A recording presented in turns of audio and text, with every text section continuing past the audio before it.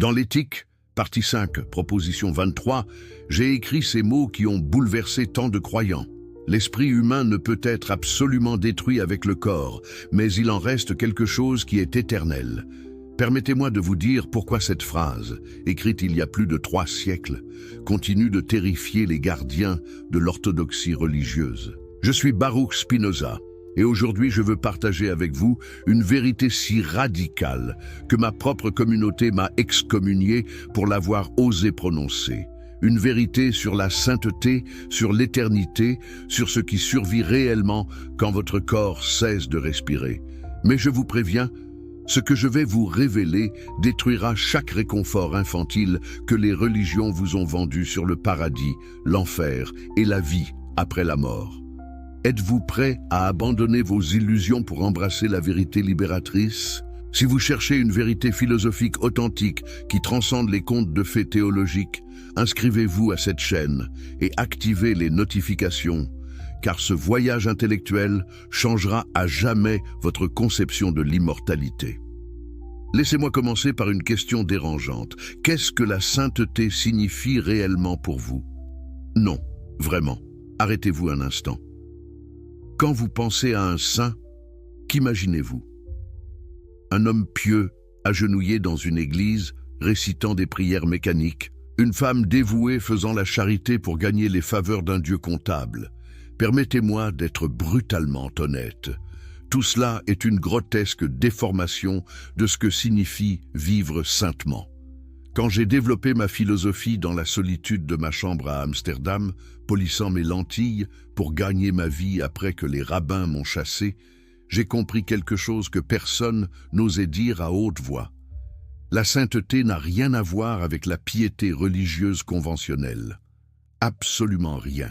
Dans le traité théologico-politique, chapitre 4, j'ai écrit « La vraie piété consiste uniquement dans l'amour de Dieu que la connaissance de Dieu produit nécessairement. » Remarquez ce mot crucial, connaissance. Pas foi aveugle, pas soumission infantile, connaissance. Et cette connaissance transforme complètement notre compréhension de ce qui survit après la mort. Vous voyez, pendant des siècles, les théologiens ont vendu une vision de l'au-delà qui ressemble étrangement à une salle de tribunal cosmique. Ils vous disent « Soyez bons, obéissez aux commandements, et vous recevrez votre récompense éternelle dans un paradis doré où vous chanterez des louanges pour l'éternité. » Mais qu'est-ce que cela signifie vraiment? Pensez-y un instant. Un Dieu qui récompense et punit comme un tyran capricieux, une existence éternelle passée en adoration servile? Quelle vision pathétique de l'éternité! Quel manque total d'imagination philosophique! Quand j'ai été excommunié le 27 juillet 1656, les rabbins d'Amsterdam ont lu un hérem, une malédiction, me bannissant de la communauté juive avec ces mots terrifiants. Maudit soit-il le jour, et maudit soit-il la nuit, maudit soit-il quand il se couche, et maudit soit-il quand il se lève. Pourquoi une telle rage? Parce que j'osais suggérer que leur conception de Dieu, de la sainteté et de l'immortalité était fondamentalement erronée. Ils me maudissaient pour avoir révélé une vérité qui menaçait tout leur système de contrôle social, fondé sur la peur de l'enfer et l'espoir du paradis. Alors qu'est-ce que j'ai réellement découvert? Commençons par le fondement, Dieu. Dans l'éthique, partie par 1, définition 6, j'ai défini Dieu comme un être absolument infini, c'est-à-dire une substance constituée d'une infinité d'attributs dont chacun exprime une essence éternelle et infinie. Dieu ou la nature, Deus sive natura en latin, cette équation scandaleuse qui a fait trembler toute l'Europe chrétienne. Pourquoi était-elle si scandaleuse? Parce que je refusais de séparer Dieu du monde. Je refusais de concevoir un Dieu personnel assis sur un trône céleste, distribuant récompenses et punitions selon son humeur divine. Non, Dieu est la substance unique, la réalité fondamentale dont tout découle nécessairement selon des lois éternelles et immuables. Comprenez-vous l'implication révolutionnaire? Il n'y a pas de Dieu séparé qui vous juge depuis un ailleurs transcendant. Il n'y a que la nature infinie dont vous êtes une expression finie et temporaire. Qu'est-ce que cela change pour notre compréhension de la sainteté? Tout, absolument tout. Si Dieu est la nature elle-même, alors la sainteté ne peut pas être une obéissance servile à des commandements arbitraires révélés par des prophètes mythiques. La sainteté devient quelque chose de complètement différent, quelque chose de bien plus profond et exigeant. Laissez-moi vous expliquer avec une métaphore que vous pouvez visualiser. Imaginez un océan infini, sans rivage, sans limite, existant de toute éternité. Cet océan est la substance divine, Dieu lui-même. Maintenant, imaginez que vous êtes une vague à la surface de cet océan. Vous avez une forme temporaire, une existence individualisée. Vous vous levez, vous vous brisez, vous retournez à l'océan. Votre essence profonde a toujours été l'eau de cet océan, mais pendant un bref moment, vous avez pris cette forme particulière appelée vous. La question de la sainteté devient alors: comment cette vague doit-elle vivre pour réaliser sa vraie nature? Comment doit-elle exister pour comprendre qu'elle n'est pas séparée de l'océan, mais qu'elle est l'océan lui-même sous une forme temporaire? C'est précisément ce que j'ai appelé le troisième genre de connaissance dans l'éthique, partie 5, proposition 25. Le souverain effort de l'esprit et sa souveraine vertu consistent à connaître les choses selon le troisième genre de connaissance. Ce troisième genre de connaissance, que j'ai nommé Scientia Intuitiva, la connaissance intuitive, c'est la compréhension directe de notre participation à l'essence éternelle de Dieu. Ce n'est pas une connaissance abstraite, pas une simple idée théorique. C'est une expérience vécue de notre éternité. Mais attention, et c'est crucial, cette éternité n'est pas l'immortalité personnelle telle que les religions vous l'ont vendue. Ce n'est pas la continuation de votre ego individuel dans un au-delà paradisiaque. C'est quelque chose d'infiniment plus subtil et profond. Vous commencez à comprendre pourquoi cette vision était si dangereuse pour les autorités religieuses, pourquoi elle les terrifiait tellement qu'ils ont dû me bannir, me maudire, interdire mes livres. Permettez-moi d'être encore plus précis. Dans l'éthique, partie 5, proposition 29, j'ai écrit: tout ce que l'esprit comprend sous l'aspect de l'éternité, il ne le comprend pas en concevant l'existence actuelle présente du corps, mais en concevant l'essence du corps sous l'aspect de l'éternité. Sub specie aeternitatis, sous l'aspect de l'éternité. Cette phrase latine contient la clé de tout ce que je vais vous révéler aujourd'hui. Qu'est-ce que cela signifie de concevoir les choses sous l'aspect de l'éternité? Cela signifie les comprendre non pas comme des événements temporels contingents, mais comme des expressions nécessaires de la nature éternelle de Dieu. Votre naissance n'est pas un accident. Votre mort n'est pas une tragédie. Votre vie entière est une manifestation nécessaire de l'ordre éternel de la nature. Comment savons-nous cela? Par la raison et l'intuition philosophique, pas par la révélation prophétique ou la foi aveugle. La sainteté, alors, consiste à vivre de plus en plus selon cette compréhension éternelle, à voir votre vie non pas comme une série d'événements contingents menant à une récompense ou punition finale, mais comme une participation actuelle à l'éternité divine. Maintenant, vous pourriez objecter: mais Spinoza, si tout est déterminé par les lois éternelles de la nature, où est notre libre arbitre? Comment pouvons-nous être saints ou pécheurs si nous n'avons pas le choix? Excellente question. Dans l'éthique partie 2, proposition 35, j'ai démoli cette illusion confortable du libre arbitre. Les hommes se trompent en ce qu'ils se croient libres. Et cette opinion consiste en cela seul, qu'ils sont conscients de leurs actions et ignorants des causes par lesquelles ils sont déterminés. Vous pensez être libre parce que vous ignorez les causes qui vous déterminent. Un homme assoiffé croit librement choisir de boire, mais il ignore les mécanismes physiologiques complexes qui créent sa soif. De même, vous croyez librement choisir vos actions morales, mais vous ignorez la chaîne causale infinie qui détermine chaque pensée dans votre esprit. Alors, où est la liberté? La vraie liberté n'est pas l'absence de détermination. La vraie liberté est la compréhension de notre détermination. C'est ce que j'ai appelé dans l'éthique, partie 1, définition 7, agir par la seule nécessité de sa nature. Dieu est libre parce qu'il agit uniquement selon sa propre nature, sans contrainte externe. Nous devenons libres dans la mesure où nous comprenons notre nature et agissons en accord avec elle. La sainteté devient alors cette liberté authentique. Le saint n'est pas celui qui suit mécaniquement des règles morales externes par peur du châtiment divin. Le saint est celui qui comprend sa vraie nature et agit nécessairement en accord avec elle. Dans le traité théologico-politique, chapitre 16, j'ai écrit « Le véritable but de l'État est la liberté ». De même, le véritable but de la vie philosophique est la liberté qui vient de la connaissance.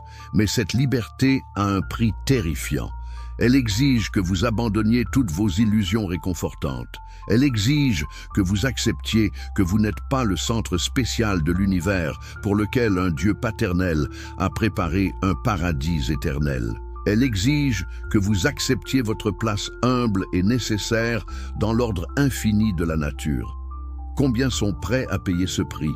Combien préfèrent les contes de fées théologiques à la vérité austère de la philosophie? Laissez-moi maintenant introduire un concept qui va approfondir encore notre compréhension, le conatus. Dans l'éthique, partie 3 et proposition 6, j'ai établi que chaque chose, autant qu'il est en elle, s'efforce de persévérer dans son être. Ce conatus, cet effort de persévérance dans l'être, est l'essence même de toute chose. Vous, en ce moment, vous efforcez de persévérer dans votre être. Pas consciemment nécessairement, mais essentiellement. Chaque battement de votre cœur, chaque respiration, chaque pensée est une expression de ce conatus fondamental. Et voici ce qui est fascinant. Le conatus n'est pas simplement un instinct biologique de survie. C'est une expression de la puissance divine elle-même. Vous êtes un mode fini de la substance infinie, et votre effort de persévérance est une participation directe à la puissance éternelle de Dieu. Comprenez-vous l'implication? Votre existence n'est pas un accident cosmique. Votre conatus est une manifestation nécessaire de la puissance divine. Vous êtes, littéralement, Dieu s'exprimant sous cette forme particulière. Mais alors, qu'arrive-t-il à ce conatus quand le corps meurt? C'est ici que nous touchons au cœur de notre sujet, l'impact de la sainteté sur la vie après la mort. Les religions traditionnelles vous disent « Votre âme immortelle, créée par Dieu à votre naissance, survit à la mort du corps et reçoit récompense ou punition selon vos mérites. » C'est une vision profondément erronée qui découle d'une mauvaise compréhension de la relation entre l'esprit et le corps. Dans l'éthique, partie 2, proposition 7, j'ai établi le principe fondamental. L'ordre et la connexion des idées sont les mêmes que l'ordre et la connexion des choses. Ordo et connexio idearum idem et ac ordo et connexio rerum. Cette proposition, apparemment simple, détruit toute la métaphysique dualiste cartésienne. Il n'y a pas deux substances, l'esprit et le corps, interagissant mystérieusement. Il y a une seule substance, Dieu ou la nature, qui s'exprime simultanément sous l'attribut de la pensée et sous l'attribut de l'étendue. Votre esprit n'est pas une âme fantomatique emprisonnée dans un corps matériel. Votre esprit est l'idée de votre corps.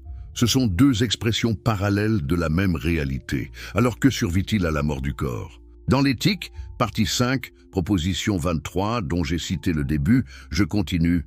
Cette partie de l'esprit qui reste est l'intellect, par lequel seuls nous sommes dits actifs. Voici la révélation cruciale. Ce qui survit n'est pas votre personnalité individuelle, vos souvenirs, vos désirs, vos peurs. Tout cela est lié à votre existence corporelle temporelle et périt avec elle. Ce qui survit est l'aspect éternel de votre intellect, la partie de votre esprit qui comprend les choses subspéciées aeternitatis, sous l'aspect de l'éternité. Et voici où la sainteté devient déterminante. Plus vous avez cultivé pendant votre vie cette compréhension éternelle, plus vous avez développé ce que j'appelle l'amour intellectuel de Dieu, plus cette partie éternelle est développée et substantielle. Un homme qui a vécu toute sa vie esclave de ses passions, réagissant mécaniquement aux causes externes, n'a presque rien développé d'éternel. Sa mort est presque une annihilation complète. Mais un homme qui a cultivé la compréhension rationnelle et intuitive, qui a vécu selon la raison et développé l'amour intellectuel de Dieu, celui-là a substantiellement développé sa part d'éternité. Permettez-moi de clarifier avec une autre métaphore visuelle. Imaginez deux hommes vivant dans une caverne. Le premier passe toute sa vie enchaîné, regardant les ombres sur le mur, confondant ces ombres avec la réalité. Il réagit aux ombres, il les craint, il les désire. Toute sa vie psychologique est déterminée par ses illusions. Quand il meurt, qu'a-t-il développé? Rien d'éternel. Seulement des réactions aux ombres changeantes. Le second homme brise ses chaînes, sort de la caverne, voit le soleil de la vérité philosophique. Il comprend que les ombres n'étaient que des projections. Il comprend la nature réelle des choses. Quand il meurt, il a développé une compréhension qui transcende les apparences temporelles. Cette compréhension est éternelle. Elle ne commence pas à sa naissance et ne finit pas à sa mort. Elle participe à l'éternité divine elle-même. C'est cela, l'impact de la sainteté philosophique sur la vie après la mort. La sainteté ne garantit pas un paradis personnel. Elle développe votre participation consciente à l'éternité divine. Maintenant, je sais ce que vous pensez. Spinoza, cela ressemble à une annihilation déguisée. Si ma personnalité ne survit pas, si mes souvenirs périssent, qu'est-ce qui reste vraiment ? Je comprends votre résistance. Toute votre vie, on vous a conditionné à vous identifier à votre ego individuel, à vos souvenirs personnels, à votre histoire unique. L'idée que tout cela est temporel et périssable est terrifiante. Mais considérez ceci. Êtes-vous vraiment la même personne qu'il y a 10 ans? Vos cellules ont complètement changé. Vos souvenirs se sont transformés. Vos désirs ont évolué. L'ego que vous chérissez tant est déjà en flux constant, changeant à chaque instant. Ce à quoi vous vous accrochez si désespérément n'a jamais été stable ou permanent. C'est une illusion que vous maintenez par habitude et ignorance. La vraie question n'est pas « mon ego survit-il ?» La vraie question est « qu'est-ce qui en moi est réellement éternel ?» Et la réponse est votre participation à l'intellect infini de Dieu dans la mesure où vous l'avez développé pendant votre vie. Dans l'éthique, partie 5, proposition 31, j'ai écrit « Le troisième genre de connaissance dépend de l'esprit comme de sa cause formelle en tant que l'esprit lui-même est éternel. » Remarquez, l'esprit lui-même est éternel. Pas votre esprit individuel avec tous ses contenus particuliers, mais l'esprit en tant qu'expression de l'attribut divin de la pensée. Vous participez à cet esprit éternel. La question est à quel degré ? Un homme qui a passé sa vie dans l'ignorance, guidé uniquement par ses passions, participe minimalement à cette éternité. Un homme qui a cultivé la connaissance rationnelle et intuitive participe substantiellement à cette éternité.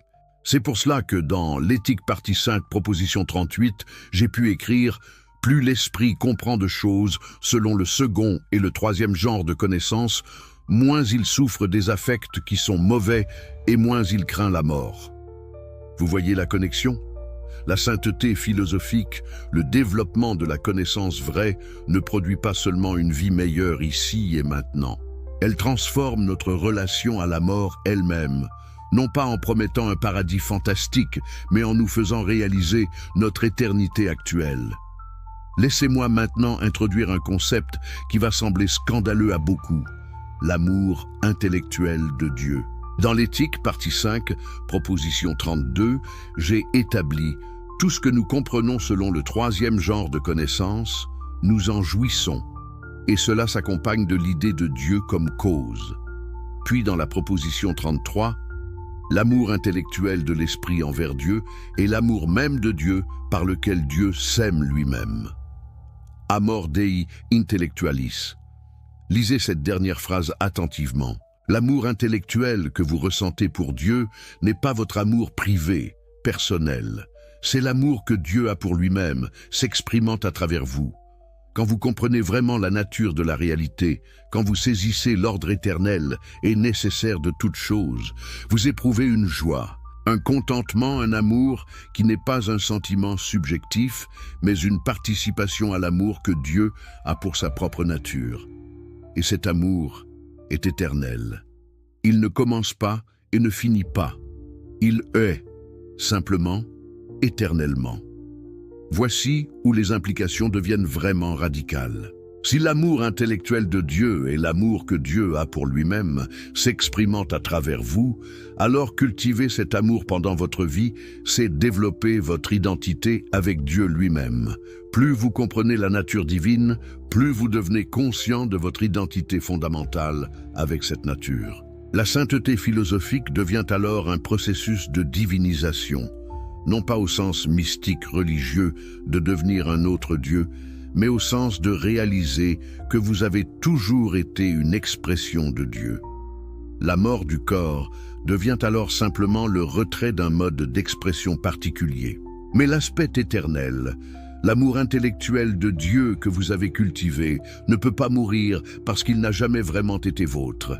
Il a toujours été l'expression de l'éternité divine à travers cette forme temporaire que vous appelez moi. Comprenez-vous maintenant pourquoi cette vision était si dangereuse?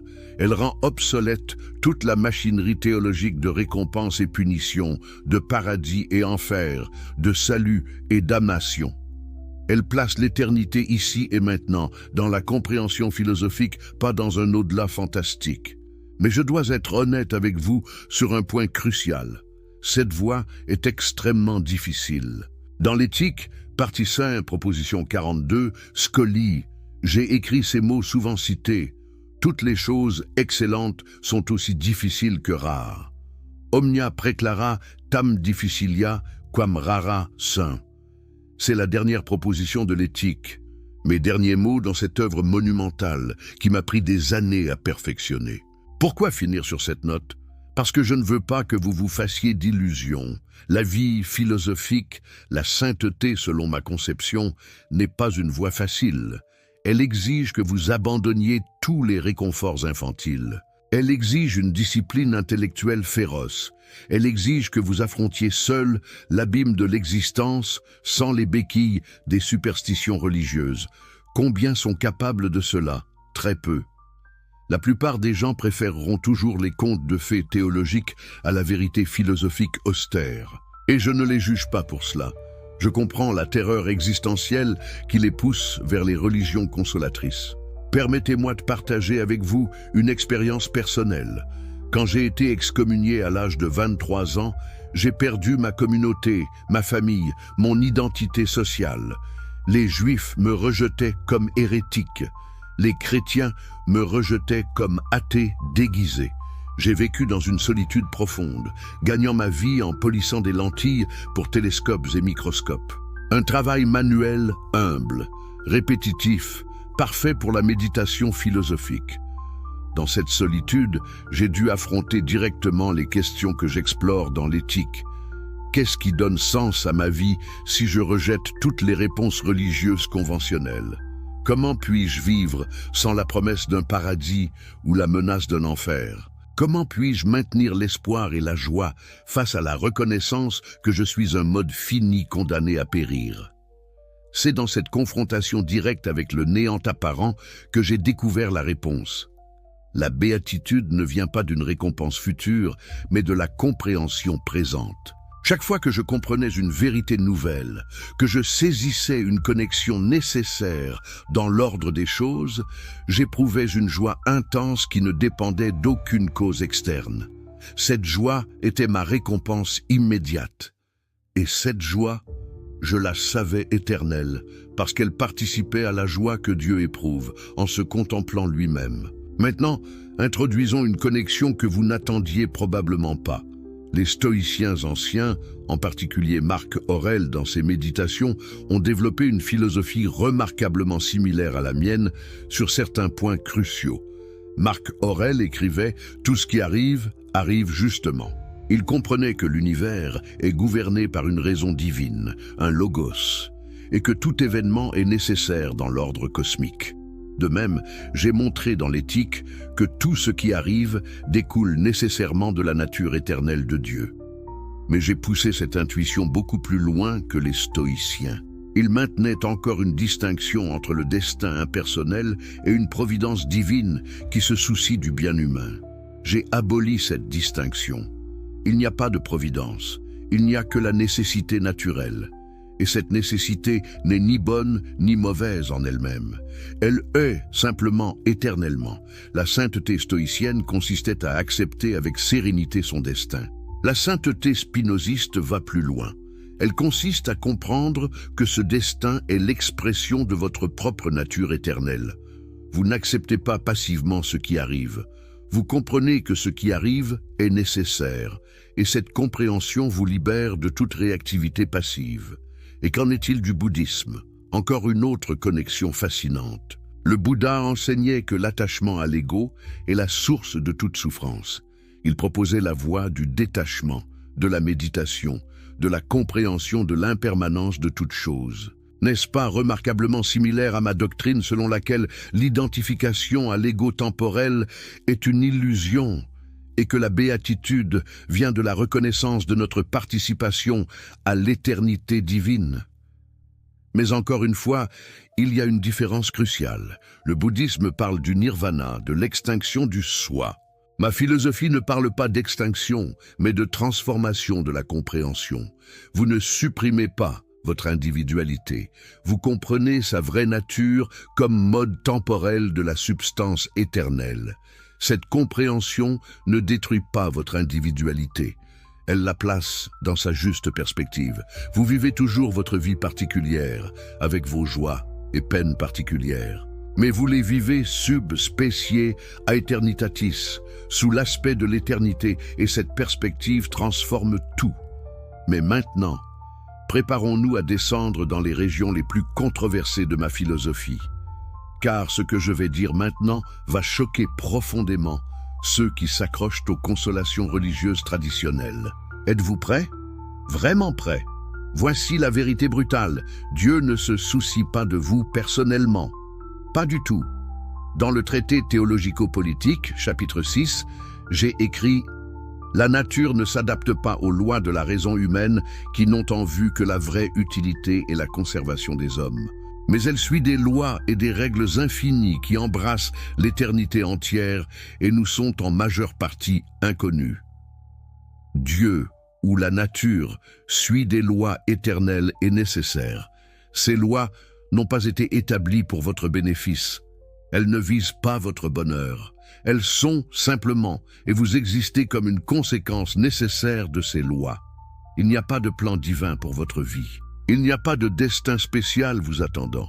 Il n'y a que la nécessité causale infinie dont vous êtes un effet parmi d'innombrables autres. Est-ce que cela vous déprime? Cela devrait probablement vous déprimer, au moins initialement. Toute votre vie, on vous a dit que vous êtes spécial, que vous êtes le centre de l'attention divine, que Dieu a préparé une place spéciale pour vous dans son royaume éternel. Et maintenant je vous dis non. Vous n'êtes pas spécial dans ce sens-là. Vous êtes une vague dans l'océan infini. Vous vous levez, vous existez brièvement, vous retournez à l'océan. Mais voici le paradoxe qui sauve tout.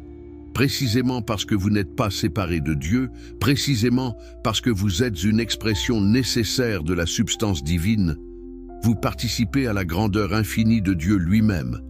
Vous n'êtes pas un serviteur misérable devant un maître tyrannique. Vous êtes Dieu lui-même, se manifestant sous cette forme particulière. Dans l'éthique, partie 2, proposition 11, corollaire, j'ai écrit « L'esprit humain est une partie de l'intellect infini de Dieu ». Vous n'êtes pas séparé de Dieu. Vous êtes une partie de Dieu. Toute la question est, allez-vous vivre dans l'ignorance de cette vérité ou allez-vous la réaliser pleinement? La sainteté devient alors un éveil progressif à cette vérité. Ce n'est pas un processus moral d'amélioration graduelle selon des standards externes. C'est un processus cognitif de compréhension croissante de votre vraie nature. Dans l'éthique, partie 4, j'ai développé une éthique entièrement fondée sur ce principe. La vertu n'est pas l'obéissance à des commandements divins. Dans la proposition 18, Scully, j'ai écrit « La vertu n'est rien d'autre qu'agir selon les lois de sa propre nature. Votre vertu consiste à actualiser votre nature véritable. Et quelle est votre nature véritable? Vous êtes un mode de Dieu, et votre essence est le conatus. l'effort de persévérer dans l'être et d'augmenter votre puissance d'agir. La sainteté consiste à maximiser cette puissance d'agir en comprenant les lois de votre nature et en vivant en harmonie avec elles. Un homme vertueux n'est pas celui qui se mortifie par devoir religieux. C'est celui qui développe sa puissance d'agir à travers la connaissance rationnelle et intuitive. Mais voici où cela devient vraiment radical. Si la vertu consiste à développer sa puissance d'agir et si cette puissance s'accroît par la connaissance, alors les vices traditionnels doivent être complètement réévalués. La luxure, par exemple, n'est pas mauvaise parce qu'elle viole un commandement divin. Elle est mauvaise seulement dans la mesure où elle diminue votre puissance d'agir en vous rendant esclave d'une passion. Si vous pouvez satisfaire vos désirs sexuels sans devenir leur esclave, sans diminuer votre capacité de compréhension rationnelle, alors il n'y a aucun vice. De même, pour tous les autres soi-disant péchés. L'avarice n'est mauvaise que si elle vous rend esclave de l'accumulation au détriment de votre épanouissement humain complet. La colère n'est mauvaise que si elle vous fait réagir aveuglément plutôt qu'agir rationnellement. Vous voyez comment cette éthique bouleverse complètement la moralité religieuse conventionnelle. Il n'y a plus de règles absolues descendues du ciel. Il y a seulement la question pragmatique. Cette action augmente-t-elle ou diminue-t-elle ma puissance d'agir? Et qu'en est-il de l'amour du prochain, ce commandement central de la moralité judéo-chrétienne?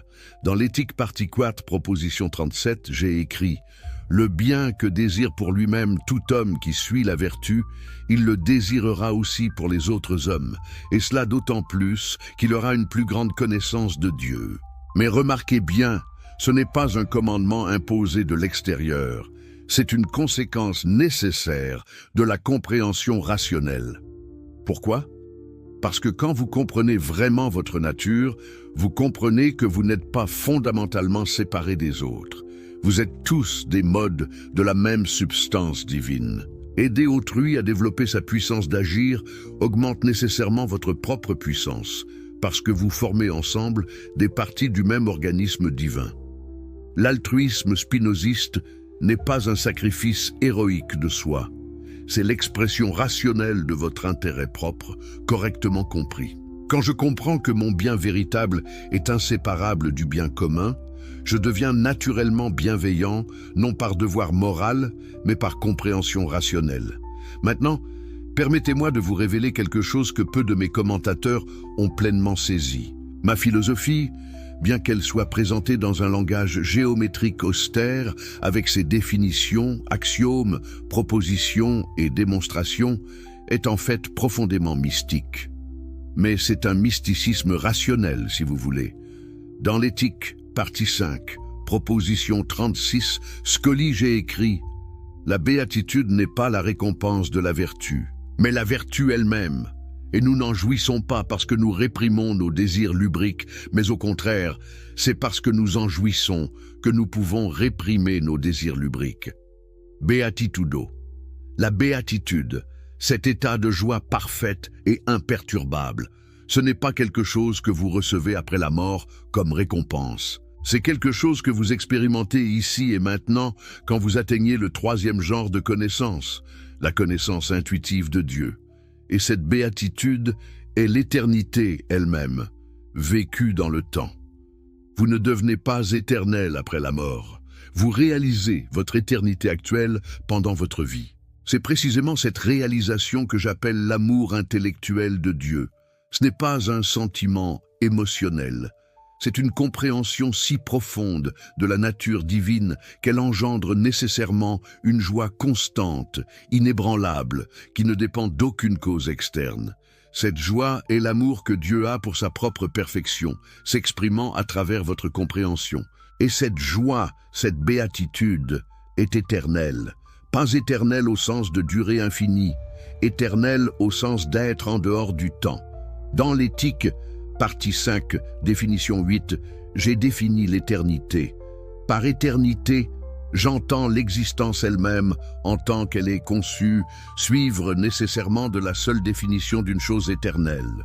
L'éternité n'est pas une durée sans fin.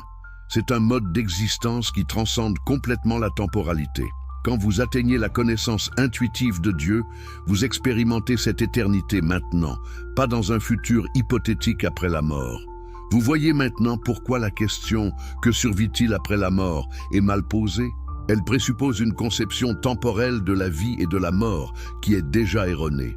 La vraie question est « dans quelle mesure ai-je réalisé mon éternité pendant ma vie ?» Si vous avez vécu toute votre vie esclave de vos passions, réagissant mécaniquement aux causes externes, vous avez vécu entièrement dans le temps, entièrement dans le changement et la contingence. Votre mort sera effectivement une annihilation presque complète parce que vous n'avez rien développé d'éternel. Mais si vous avez cultivé la connaissance rationnelle et intuitive, si vous avez développé l'amour intellectuel de Dieu, si vous avez vécu de plus en plus sub specie aeternitatis, alors vous avez déjà réalisé votre éternité. La mort du corps ne détruit pas cette réalisation parce qu'elle a toujours transcendé le corporel et le temporel. C'est cela, l'impact véritable de la sainteté sur la vie après la mort. La sainteté ne produit pas un ticket pour le paradis. Elle réalise l'éternité, ici et maintenant. Mais je dois aborder une objection sérieuse que beaucoup formulent contre ma philosophie. Mes critiques disent « Spinoza, si nous n'avons pas de libre arbitre, si tout est déterminé, pourquoi devrions-nous nous efforcer d'être vertueux? Si nos actions sont nécessaires, quelle différence cela fait-il que nous comprenions ou non votre philosophie ?» C'est une objection que j'ai anticipée dans l'éthique. Partie 5. Préface. J'y écris « Tout le monde a expérimenté que l'homme n'est pas moins déterminé à agir par les affects qui sont des passions que par la connaissance rationnelle. Et pourtant personne ne conclut de là qu'il ne doit rien faire. Le fait que vous êtes déterminé ne signifie pas que votre compréhension est sans effet. Au contraire, votre compréhension est elle-même une cause déterminante de vos actions futures.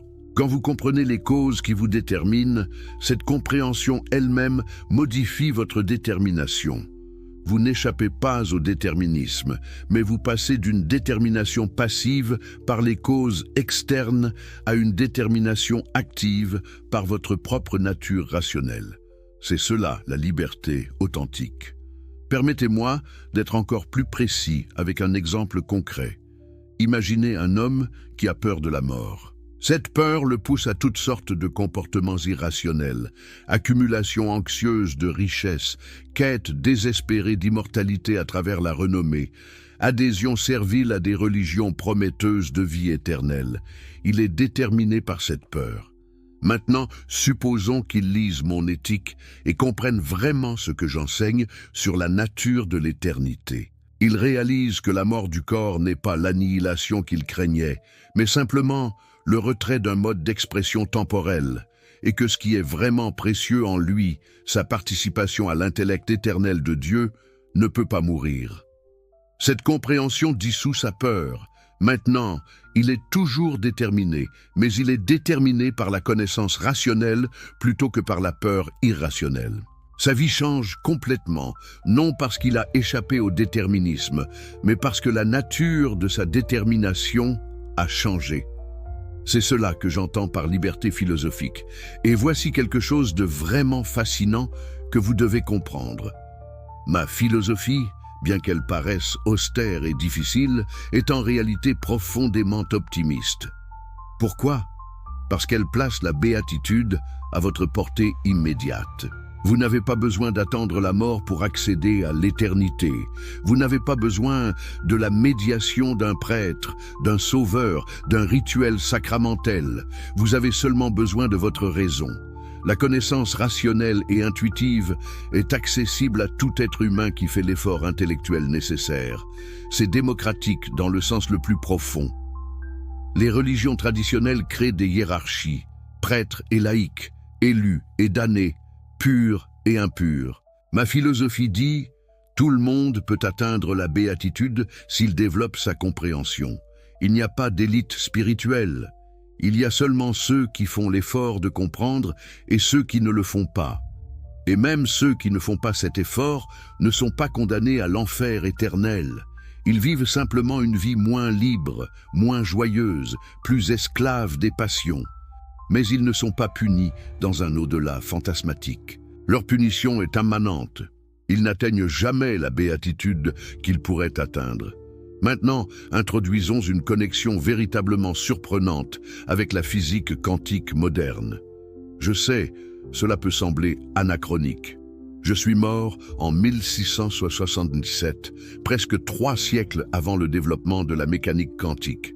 Mais considérez ceci, dans ma philosophie, j'ai insisté sur le fait que l'ordre des idées et l'ordre des choses sont identiques. Il n'y a pas de dualisme substance-esprit. Il y a une seule réalité, s'exprimant simultanément sous l'attribut de la pensée et l'attribut de l'étendue. La physique quantique a découvert quelque chose de remarquablement similaire. L'observateur et l'observé ne peuvent pas être séparés. L'acte d'observation affecte nécessairement ce qui est observé. Il n'y a pas de réalité objective indépendante de la conscience qui l'observe. N'est-ce pas une anticipation étonnante de ma doctrine, selon laquelle l'esprit et le corps, la pensée et l'étendue, ne sont pas 2 substances séparées, mais 2 aspects inséparables de la même réalité? Les physiciens modernes parlent d'intrication quantique, de non-localité, de l'interconnexion fondamentale de toute chose. J'ai parlé de la substance unique dont tous les modes sont des expressions nécessairement connectées. Nous décrivons la même réalité avec des langages différents. Et qu'en est-il de la neuroscience moderne? Elle a démontré que le libre arbitre tel que nous l'imaginons naïvement est une illusion. Les décisions que nous croyons prendre librement sont en fait déterminées par des processus neurologiques qui précèdent notre conscience de ces décisions.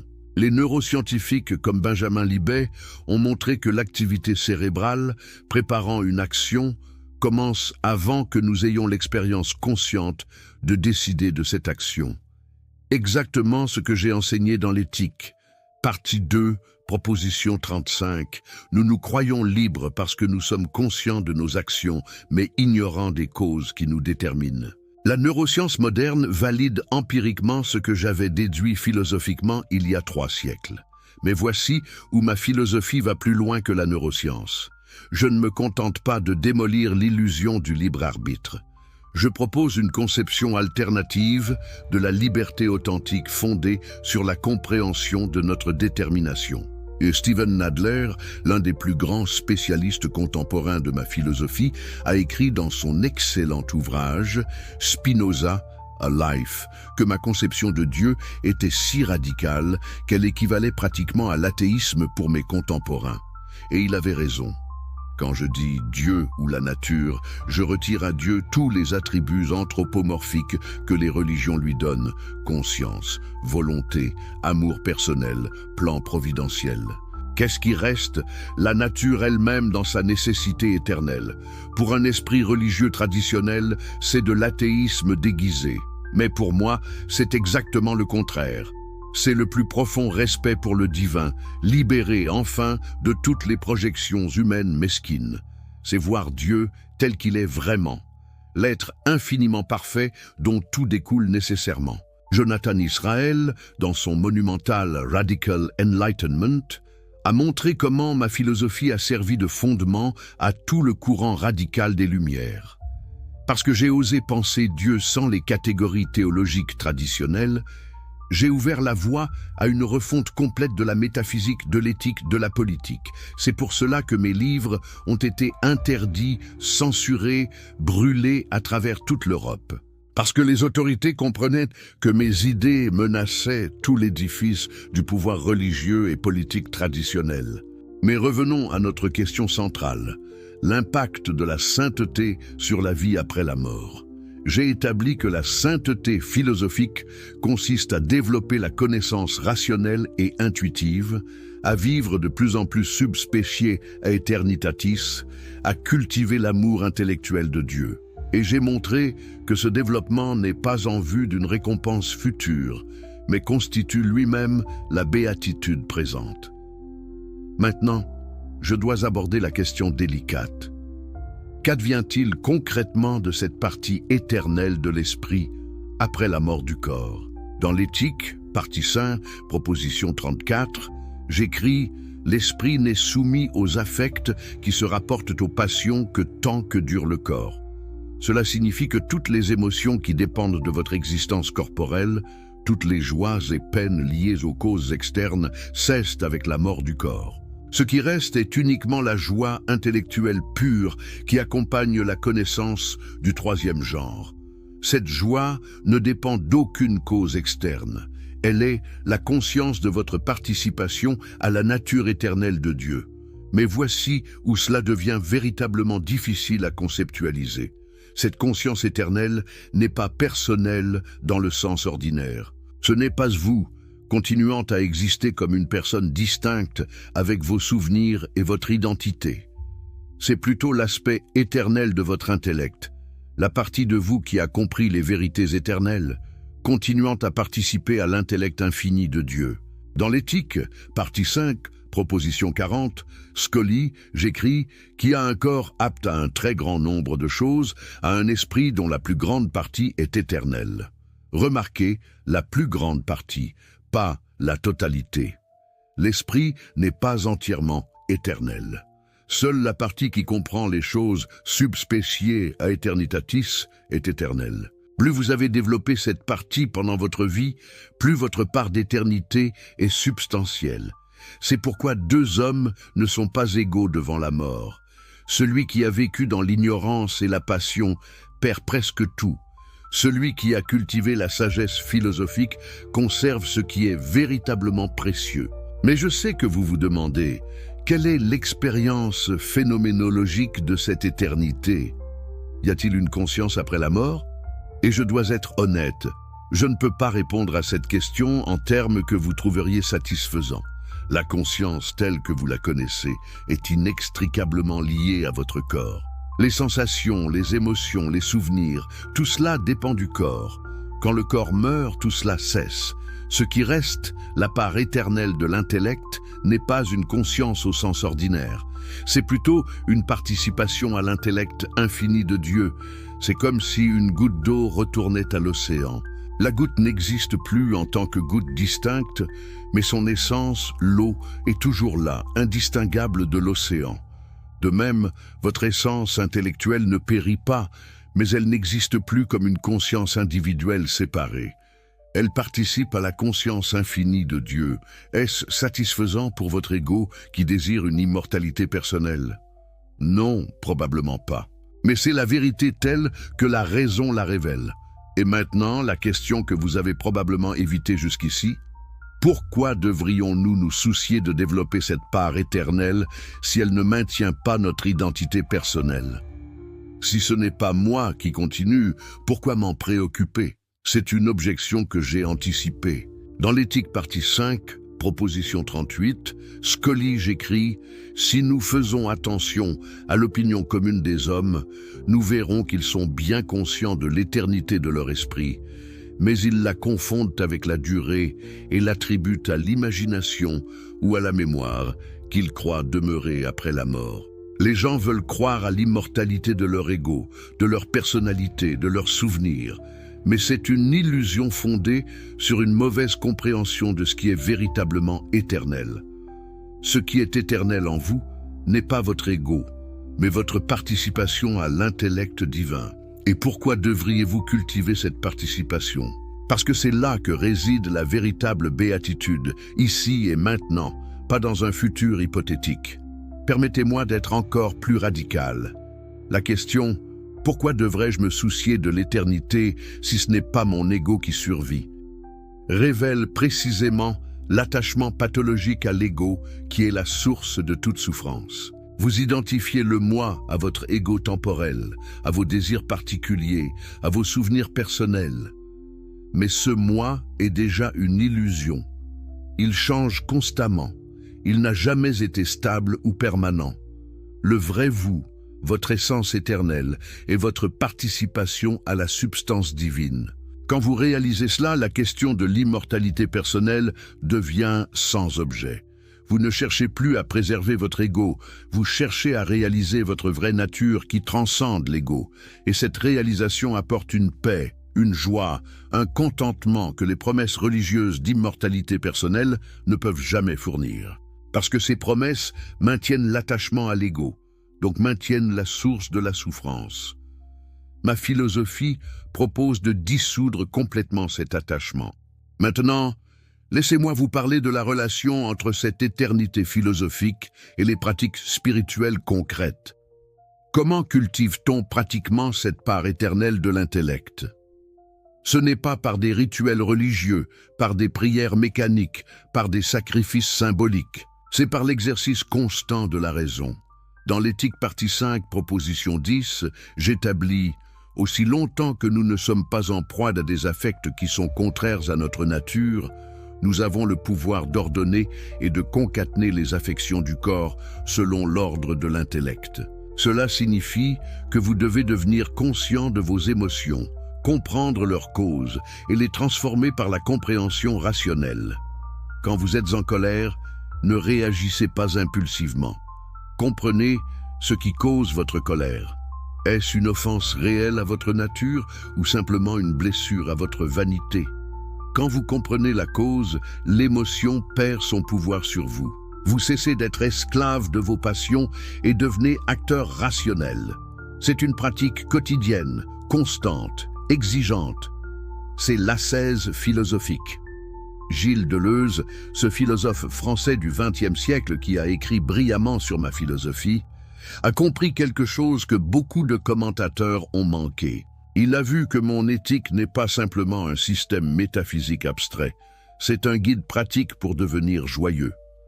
Dans Spinoza, Philosophie pratique, Deleuze écrit que ma philosophie est fondamentalement une éthologie, une science des modes d'existence.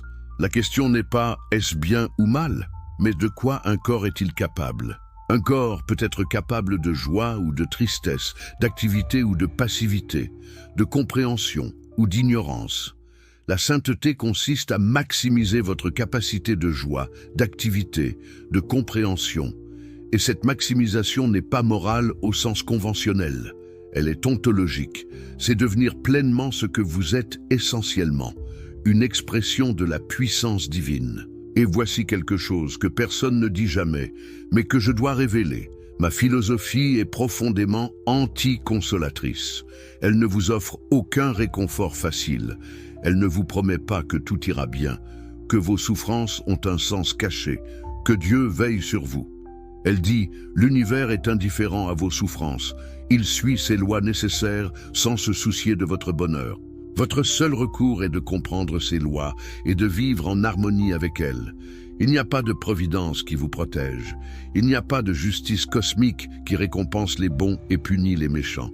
Il y a seulement la nécessité naturelle. Est-ce terrifiant? Oui. Est-ce libérateur? Aussi, oui.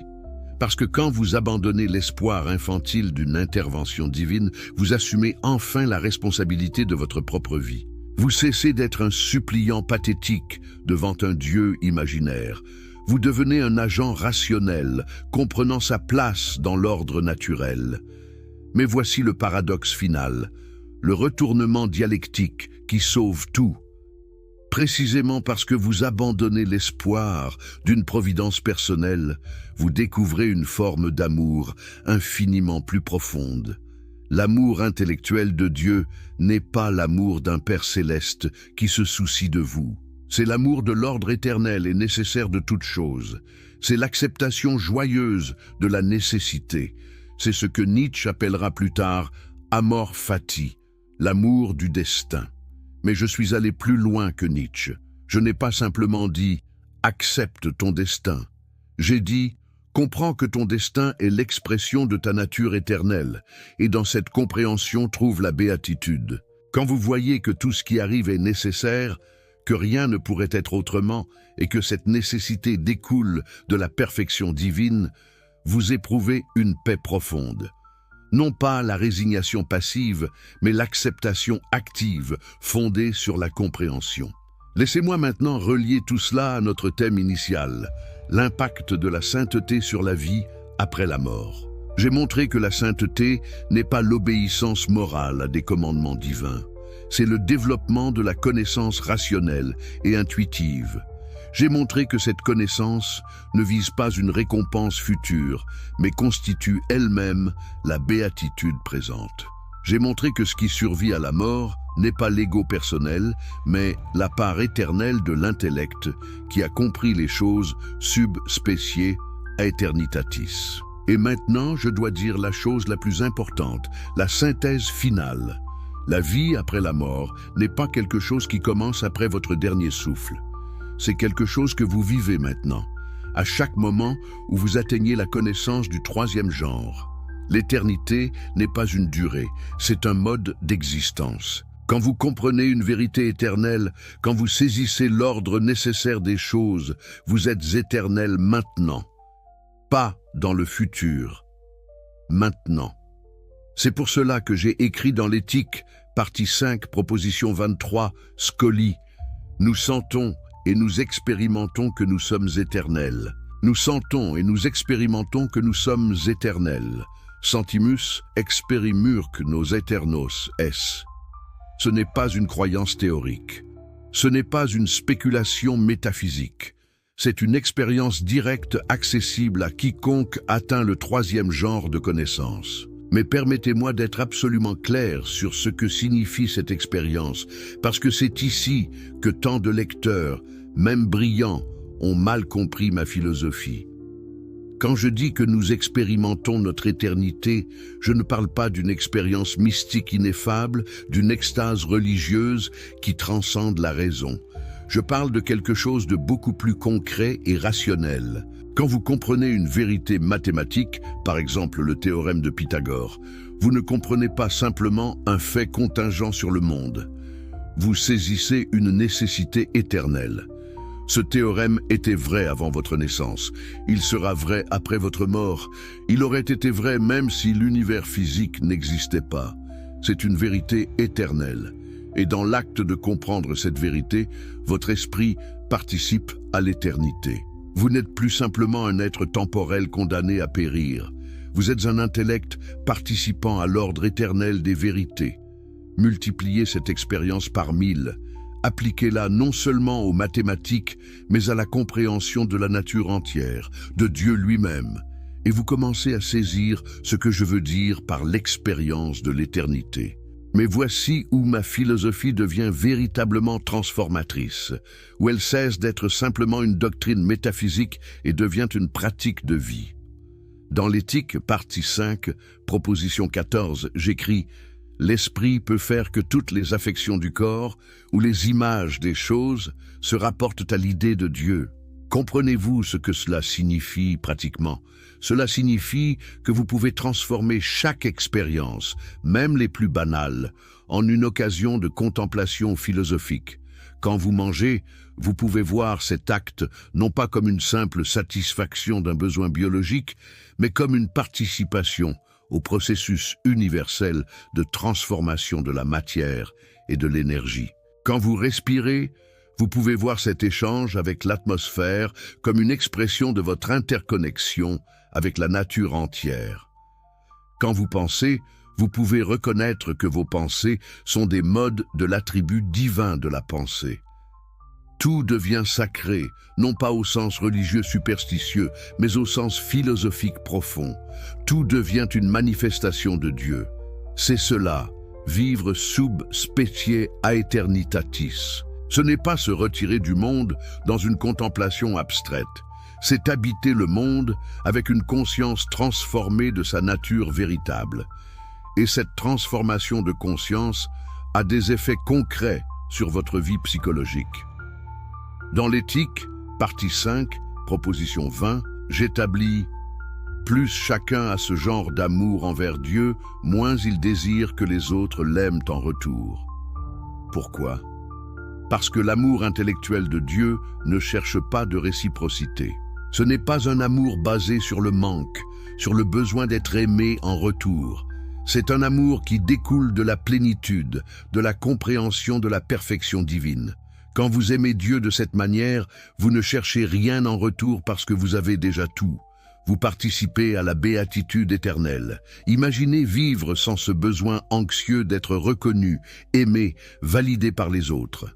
Imaginez une existence où votre bonheur ne dépend plus de causes externes, de l'approbation sociale, du succès mondain. C'est la liberté véritable que ma philosophie promet. Non pas une liberté abstraite du libre arbitre, mais une liberté concrète de l'esclavage des passions. Mais je dois maintenant aborder une dimension de ma philosophie que peu de commentateurs ont pleinement explorée. La dimension politique et sociale de la sainteté. Car la sainteté philosophique telle que je la conçois n'est pas un retrait égoïste du monde dans une tour d'ivoire intellectuelle. Au contraire, elle a des implications politiques radicales. Dans le traité politique que je n'ai malheureusement pas pu achever avant ma mort, j'écrivais « La fin de l'État n'est pas de faire passer les hommes de la condition d'être raisonnables à celle de bêtes brutes ou d'automates. Mais au contraire, il est institué pour que leur esprit et leur corps s'acquittent en sûreté de toutes leurs fonctions, pour qu'eux-mêmes usent d'une raison libre. » Vous voyez ? L'État juste n'est pas celui qui impose une moralité religieuse par la force. C'est celui qui crée les conditions permettant à chacun de développer sa raison, donc sa liberté authentique. Et qu'est-ce qui empêche principalement les hommes de développer leur raison ? La superstition religieuse, la peur irrationnelle, l'obéissance servile aux autorités théologiques qui prétendent détenir la vérité révélée. C'est pour cela que j'ai écrit le traité théologico-politique, publié anonymement en 1670, parce que je savais qu'il serait scandaleux. Dans cet ouvrage, j'ai entrepris de démolir systématiquement l'autorité de la révélation prophétique. J'ai montré que les prophètes n'avaient aucune connaissance philosophique supérieure, qu'ils ne comprenaient pas mieux que le commun des mortels la nature de Dieu. Leur imagination vive leur permettait d'influencer les masses, mais ils n'avaient aucune connaissance rationnelle véritable. Dans le chapitre 2, j'écris « Les prophètes furent doués d'une imagination plus vive que d'un esprit plus pénétrant. Dieu n'a aucun style particulier. Il est seulement adapté aux opinions et à la capacité du prophète. » Comprenez-vous ce que j'étais en train de dire? Que les Écritures saintes ne sont pas la parole littérale de Dieu, mais des productions humaines reflétant les limitations intellectuelles de leurs auteurs. C'était de l'hérésie pure, de la dynamite théologique. Mais c'était nécessaire pour libérer les esprits de la tyrannie de la superstition. Et quelle est la relation entre cette critique de la religion révélée et notre thème de la sainteté et de la vie après la mort? Elle est directe et cruciale. Les religions révélées maintiennent leur pouvoir en terrorisant les gens avec des menaces de châtiments éternels et en les appâtant avec des promesses de récompenses célestes. Elles créent une économie morale de la peur et de l'espoir qui rend les gens esclaves. Ma philosophie détruit complètement cette économie. Elle dit « Il n'y a pas de juge divin qui vous récompensera ou punira. Il n'y a que les conséquences naturelles de vos actions. Si vous vivez dans l'ignorance et la passion, vous souffrirez dans cette vie parce que vous serez esclave de causes externes. Si vous cultivez la connaissance et la raison, vous jouirez de la béatitude dans cette vie parce que vous serez libre. » L'au-delà n'entre même pas en considération. La question de la sainteté devient purement immanente, purement pratique. Comment puis-je maximiser ma joie et ma puissance d'agir maintenant, dans cette vie? C'est la seule question qui importe vraiment. Mais permettez-moi de vous révéler quelque chose de profondément personnel. Quand j'étais jeune, avant mon excommunication, j'étudiais dans le yeshiva, l'école talmudique de la communauté juive d'Amsterdam. J'étais considéré comme un étudiant brillant, promis à un avenir de rabbin respecté. J'étudiais le Talmud, les commentaires rabbiniques, toute la tradition d'interprétation sophistiquée des Écritures, et j'excellais dans ces études. Mais progressivement, une question commença à me hanter. Pourquoi devrais-je accepter l'autorité de ces textes? Qu'est-ce qui garantit que Moïse a vraiment reçu la Torah de Dieu sur le mont Sinaï? Les preuves historiques sont inexistantes. L'histoire elle-même est pleine d'invraisemblances et de contradictions. Plus j'appliquais ma raison critique aux textes sacrés, plus je voyais qu'ils étaient des productions humaines, pas des révélations divines. Cette reconnaissance était terrifiante. Elle signifiait abandonner toute la structure de sens que ma communauté m'avait donnée. Elle signifiait devenir un étranger, un paria. Mais je ne pouvais pas me mentir à moi-même. La vérité rationnelle exigeait que j'abandonne les contes de fées théologiques, aussi réconfortants qu'ils soient. Et quand j'ai été excommunié, quand ma propre famille m'a renié, quand j'ai dû vivre dans la solitude et la pauvreté, j'ai dû trouver un nouveau fondement pour ma vie. Et c'est ce fondement que j'ai élaboré dans l'éthique, la béatitude, qui vient de la connaissance rationnelle elle-même, indépendamment de toute récompense externe. Cette expérience personnelle m'a appris quelque chose de crucial que je veux partager avec vous. Le chemin philosophique vers la sainteté a un coût réel. Ce n'est pas une voie confortable. Quand vous commencez à voir à travers les illusions religieuses, quand vous réalisez que tout ce qu'on vous a enseigné sur Dieu, l'âme, l'au-delà est faux, vous passez par une période de désorientation profonde. Tout ce qui donnait sens à votre vie s'effondre. Vous vous retrouvez face au vide, face à un univers indifférent qui ne se soucie pas de vous. C'est terrifiant. Beaucoup de gens, confrontés à cette terreur, se réfugient à nouveau dans les consolations religieuses. Ils choisissent le mensonge réconfortant plutôt que la vérité austère, et je ne les juge pas. Eux sont capables de supporter cette confrontation avec la vérité nue. Mais si vous pouvez la supporter, si vous pouvez traverser ce désert spirituel sans vous réfugier dans les illusions, alors vous découvrez quelque chose d'extraordinaire. Vous découvrez que la béatitude authentique n'a jamais dépendu des consolations religieuses. Elle dépend de la compréhension. Et cette compréhension est accessible ici et maintenant, sans médiation théologique. Maintenant, permettez-moi de relier cette dimension existentielle à la question de la vie après la mort avec une précision encore plus grande. J'ai dit que ce qui survit à la mort est la part éternelle de l'intellect. Mais qu'est-ce que cela signifie concrètement pour différents types de vie ? Considérez 3 hommes. Le premier vit toute sa vie comme un animal, guidé uniquement par ses appétits immédiats, sans jamais développer la raison. Il mange, dort, se reproduit, accumule des possessions, mais ne comprend jamais rien de la nature véritable de la réalité. Quand il meurt, que reste-t-il ? Presque rien. Il n'a développé presque aucune compréhension éternelle. Sa mort est presque une annihilation complète. Le deuxième homme développe la connaissance rationnelle. Il étudie la philosophie, les sciences, il comprend les lois de la nature. Il vit selon la raison, maximisant sa puissance d'agir. Quand il meurt, il a développé une part substantielle d'éternité. Sa compréhension des vérités éternelles ne périt pas avec son corps. Le troisième homme atteint le plus haut niveau, la connaissance intuitive du troisième genre. Il ne comprend pas seulement intellectuellement. Il expérimente directement sa participation à la nature divine. Il vit continuellement sub specie a aeternitatis. Quand il meurt, la distinction entre sa vie et sa mort devient presque sans signification, parce qu'il a déjà réalisé son éternité pendant sa vie. Vous voyez maintenant pourquoi la question traditionnelle « Y a-t-il une vie après la mort ?» est mal formulée.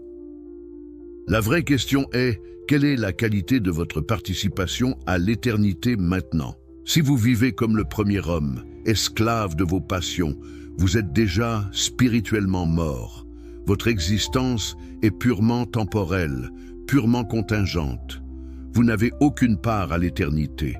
Si vous vivez comme le troisième homme, cultivant constamment la connaissance intuitive de Dieu, vous êtes déjà éternellement vivant. La mort de votre corps ne changera rien d'essentiel, parce que votre vie véritable a toujours transcendé le corporel et le temporel. La sainteté n'est pas une préparation pour un au-delà hypothétique, c'est la réalisation de l'éternité dans le présent. Chaque moment de compréhension véritable est un moment d'immortalité vécue. Comprenez-vous maintenant pourquoi cette vision est infiniment plus profonde que les promesses religieuses simplistes de paradis et d'enfer. Et voici quelque chose que je dois révéler maintenant, même si cela choquera beaucoup. Ma philosophie implique que la notion même de jugement après la mort est absurde. Il n'y a pas de Dieu personnel qui évalue vos actions morales et distribue récompenses ou punitions. Dans l'éthique partie Prin Appendice, j'écris avec un sarcasme rare chez moi. Après que les hommes se sont persuadés que tout ce qui arrive arrive à cause d'eux, ils ont dû juger que le principal en toute chose est ce qui leur est le plus utile.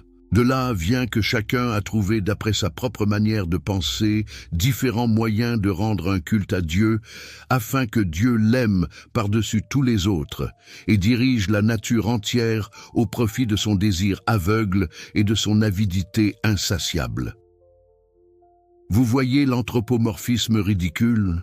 Les humains projettent leurs propres désirs et peurs sur Dieu, créant un Dieu à leur image qui se soucie de leurs rituels, de leurs prières, de leur obéissance morale. Mais Dieu, la substance infinie, ne se soucie de rien de tout cela. Dieu n'a ni volonté ni intellect au sens humain. Dieu est simplement l'ordre nécessaire de la nature, s'exprimant selon des lois éternelles et immuables. Vos actions morales n'ont d'importance que dans leurs conséquences naturelles, pas dans un jugement divin fantasmatique. Alors comment devez-vous vivre, non pas pour plaire à un Dieu imaginaire, non pas pour gagner un paradis fantastique, mais pour maximiser votre puissance d'agir et votre joie dans cette vie? Dans l'éthique partie 4, proposition 67, j'écris « L'homme libre ne pense à aucune chose moins qu'à la mort, et sa sagesse est une méditation non de la mort, mais de la vie. Homo liber de nulla reminus quam de morte, cogita. » L'homme libre ne pense pas à la mort. Pourquoi? Parce qu'il est tellement engagé dans la vie, dans la compréhension, dans l'augmentation de sa puissance d'agir, qu'il n'a pas de temps ou d'énergie à gaspiller en spéculations anxieuses sur l'au-delà. Il sait que la seule immortalité qui compte est celle qu'il réalise maintenant, dans l'acte de comprendre. La méditation sur la mort est le passe-temps des esclaves qui vivent dans la peur. L'homme libre médite sur la vie, sur la compréhension, sur la joie, et cette méditation le rend déjà immortel, ici et maintenant. Cette expérience personnelle m'a appris quelque chose de crucial que je veux partager avec vous. Le chemin philosophique vers la sainteté a un coût réel. Ce n'est pas une voie confortable. Quand vous commencez à voir à travers les illusions religieuses, quand vous réalisez que tout ce qu'on vous a enseigné sur Dieu, l'âme, l'au-delà est faux, vous passez par une période de désorientation profonde. Tout ce qui donnait sens à votre vie s'effondre. Vous vous retrouvez face au vide, face à un univers indifférent qui ne se soucie pas de vous. C'est terrifiant. Beaucoup de gens, confrontés à cette terreur, se réfugient à nouveau dans les consolations religieuses. Ils choisissent le mensonge réconfortant plutôt que la vérité austère, et je ne les juge pas. Peu sont capables de supporter cette confrontation avec la vérité nue. Mais si vous pouvez la supporter, si vous pouvez traverser ce désert spirituel sans vous réfugier dans les illusions, alors vous découvrez quelque chose d'extraordinaire. Vous découvrez que la béatitude authentique n'a jamais dépendu des consolations religieuses. Elle dépend de la compréhension. Et cette compréhension est accessible ici et maintenant, sans médiation théologique. Maintenant, permettez-moi de relier cette dimension existentielle à la question de la vie après la mort avec une précision encore plus grande.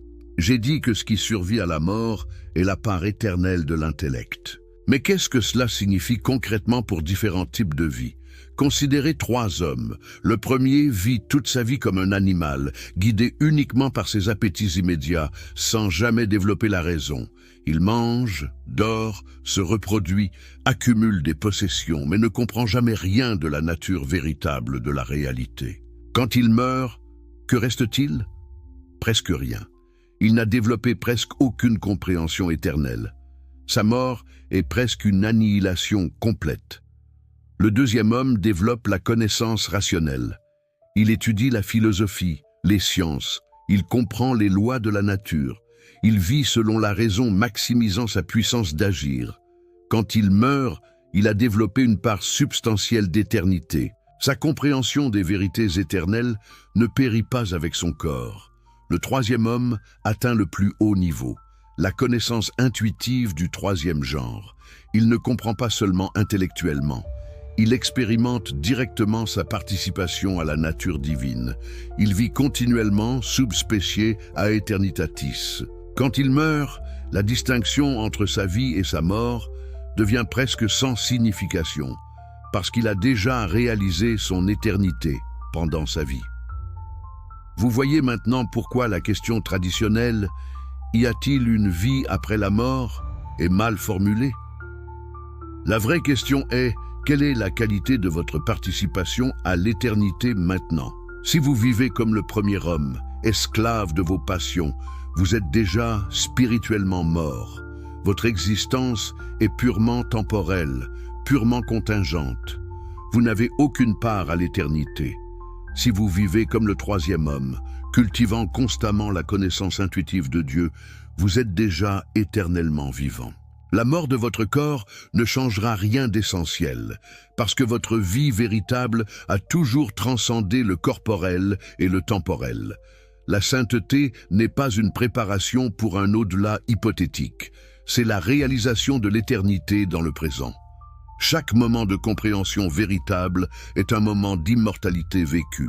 Comprenez-vous maintenant pourquoi cette vision est infiniment plus profonde que les promesses religieuses simplistes de paradis et d'enfer. Et voici quelque chose que je dois révéler maintenant, même si cela choquera beaucoup. Ma philosophie implique que la notion même de jugement après la mort est absurde. Il n'y a pas de Dieu personnel qui évalue vos actions morales et distribue récompenses ou punitions. Dans l'éthique partie prin appendice, j'écris avec un sarcasme rare chez moi. Après que les hommes se sont persuadés que tout ce qui arrive arrive à cause d'eux, ils ont dû juger que le principal en toute chose est ce qui leur est le plus utile. De là vient que chacun a trouvé d'après sa propre manière de penser différents moyens de rendre un culte à Dieu afin que Dieu l'aime par-dessus tous les autres et dirige la nature entière au profit de son désir aveugle et de son avidité insatiable. Vous voyez l'anthropomorphisme ridicule? Les humains projettent leurs propres désirs et peurs sur Dieu, créant un Dieu à leur image qui se soucie de leurs rituels, de leurs prières, de leur obéissance morale. Mais Dieu, la substance infinie, ne se soucie de rien de tout cela.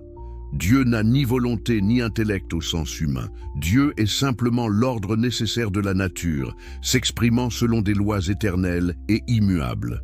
Vos actions morales n'ont d'importance que dans leurs conséquences naturelles, pas dans un jugement divin fantasmatique.